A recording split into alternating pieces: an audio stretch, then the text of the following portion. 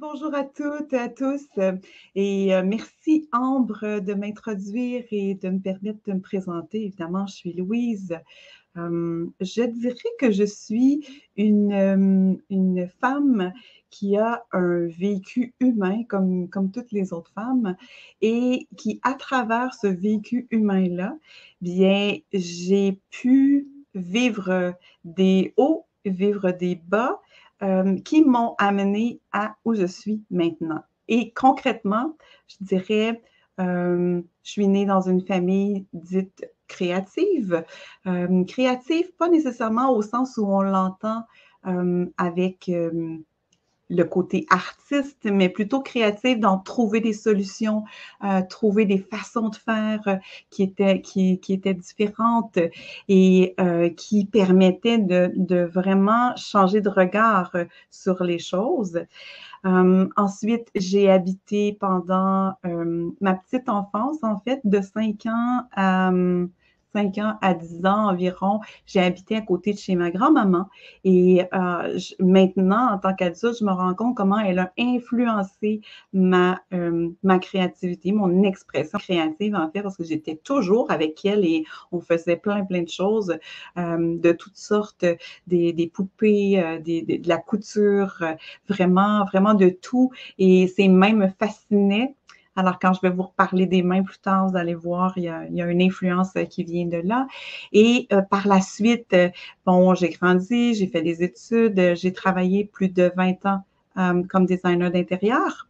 Et puis, donc, ça voulait dire quoi? Ça voulait dire que pendant 20 ans, j'ai créé sur commande pour les autres, jusqu'à la rupture, en fait, jusqu'à ce qu'à un moment donné, ce soit trop. Il y avait plein de signes avant, mais que j'écoutais pas. Donc ça, je pense que ça peut parler à plein de femmes, le fait d'avoir des signaux et de ne pas écouter.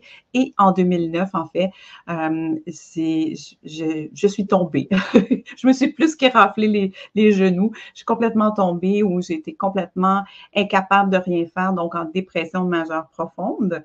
Et ça, ce que ça m'a permis de faire, c'est de choisir de rester en fait vivante parce que j'aurais pu à ce moment-là décider d'arrêter ça là. Mais finalement, j'ai maintenu, j'ai maintenu mon pouvoir de choisir de rester ici. Et puis, tout à coup, m'est apparue une image de ma grand-mère qui tricotait des bas. Et je me suis dit, tiens, elle m'a enseigné à tricoter, pas les chaussettes, mais comment je peux faire pour tricoter des chaussettes, moi, tricoter des bas. Et puis, j'ai une de mes amies qui avait le patron de modèle de sa grand-mère à elle qu'elle m'a envoyé, puis que là, je me suis mis à tricoter un petit peu et dormir. Dormir et tricoter un petit peu, c'est tout ce que je pouvais faire. Ça m'a pris 1 an, en fait, en 2009, jusqu'à 2010, à l'automne 2010, avant que je puisse être fonctionnelle et revenir à la vie. Mais en fait, c'est mes mains qui m'ont ramené à la vie. Et ça, tout à coup, par la suite, en observant, j'ai réalisé que ça avait une importance, ça avait un impact sur le fait que je sois revenue, mais que ça avait un impact pour les autres femmes aussi. Et là, tout à coup, le journal créatif, la méthode du journal créatif d'Anne-Marie Jobin ici au Québec, mais qui est connue partout en Europe aussi, dans la francophonie, m'a appelée, m'a interpellée. Je suis allée suivre sa formation, donc je suis certifiée à sa formation. J'ai travaillé aussi pendant plus de 5 ans pour Anne-Marie à superviser, accompagner les femmes qui apprenaient cette méthode-là. Et j'ai continué d'observer, puis ce que j'appelais faire des études sur la créativité, donc observer ce qui se passait pour moi, observer ce qui se passait pour les autres femmes. Et là, ici, je voudrais faire une parenthèse, ma clientèle est féminine, je m'adresse aux féminins, mais ça n'exclut pas du tout les hommes qui sont intéressés à aller plus loin avec leur créativité, avec leurs mains, avec toute cette sagesse-là qui nous habite. Et donc, j'ai continué d'observer ce qui se passait avec la créativité, avec l'expression de l'énergie créative intérieure et ça m'a amené à réaliser que les mains permettaient de complètement lâcher le mental et d'arriver dans ce qui compte vraiment, finalement. Ce qui compte vraiment, c'est à l'intérieur de nous. Et il y a toute cette part aussi d'enfant intérieur, mais pas la totalité de l'enfant intérieur, la portion créative. Donc, la petite créative à l'intérieur de moi qui avait 5 ans, 4 ans, 6 ans, qui avait envie de s'amuser, qui n'avait pas eu cette possibilité autant qu'elle aurait souhaité, ben elle était là, mais comment avoir accès à elle? C'était par les mains. Donc, c'est ce qui s'est passé et c'est ça qui m'amène finalement ici avec vous à travers ce webinaire qui est là. Est-ce que j'ai oublié des choses? Écoute, c'est déjà pas mal. Est-ce que vous avez des questions surtout? Dites-nous. Alors moi, ça m'intrigue quand tu parles du pouvoir des mains. Qu'est-ce que tu entends par le pouvoir des mains? Parce que c'est assez Le pouvoir des mains. fort. En fait, quand on est en mode, lorsqu'on est dans notre vie de tous les jours, en fait, on est en mode où on doit rester en sécurité, rester correct. Alors, ça veut dire qu'il y a un mode intérieur dans notre cerveau qui est ce que j'appelle, le senseur, mais aussi l'intelligence de survie et tout ça. Ça nous permet, exemple, de bien conduire notre véhicule. Ça nous permet de mettre le pied à la bonne hauteur dans un escalier quand on monte les marches, entre autres. Donc, ça permet, cette partie de notre cerveau qui est là, nous permet de rester vivant. OK?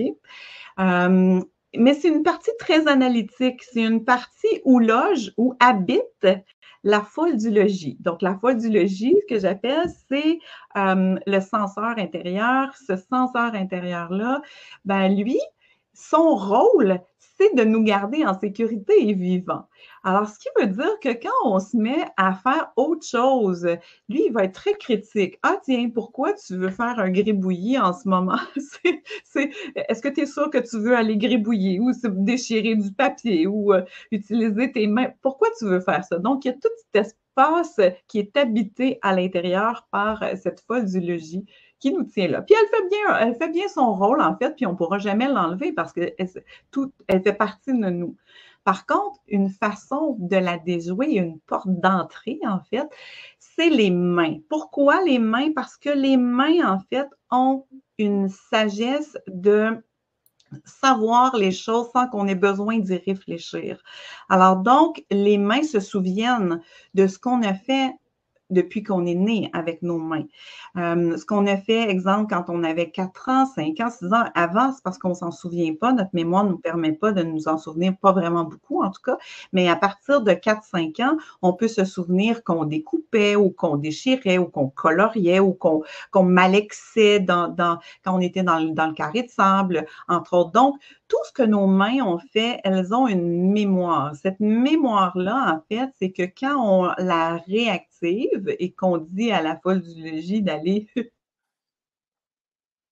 en fait, et qu'on active les mains, ça connecte, les mains sont connectées avec le cœur et non avec la tête. Hein? Si on tend les bras ici comme ça, c'est connecté avec le cœur. Donc, dans le cœur habite notre enfant intérieur et moi, je m'adresse à la petite créative intérieure. Donc, cette part où il n'y a pas nécessairement de blessures. Oui, parfois, quand on va travailler, il va y avoir certaines blessures qui vont remonter, mais ce n'est pas le but du travail avec les mains. Le but du travail avec les mains, c'est juste d'avoir accès. Donc, c'est une porte d'entrée. Et cette sagesse qui habite les mains, elle est là et elle est beaucoup dans l'inconscient. Cet inconscient, on se rend pas compte. Ah, tout à coup, il y a quelque chose qui émerge. Puis je vais vous raconter une histoire qui m'est arrivée. En fait, je suis toujours en mode d'observation par rapport à ça. Dans les années 90, il y a Betty Edwards qui a écrit le livre Dessiner avec le cerveau droit.